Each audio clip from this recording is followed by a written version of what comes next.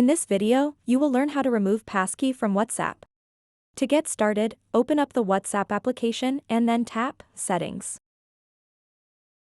On the Settings page, scroll down slightly until you see an option labeled Account.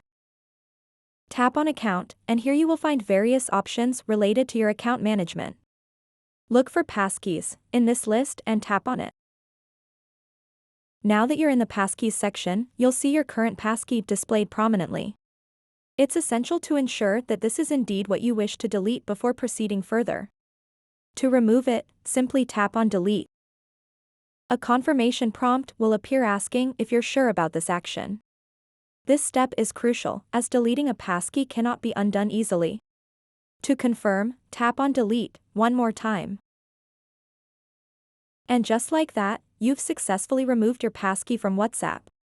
While removing additional layers of security might seem convenient at times, always consider enabling other forms of protection, such as two-step verification.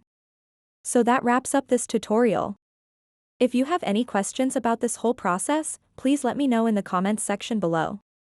And if this video helped you out, please give it a big thumbs up and subscribe to this channel for more tutorial videos like this one. Thank you so much for watching and have a good day.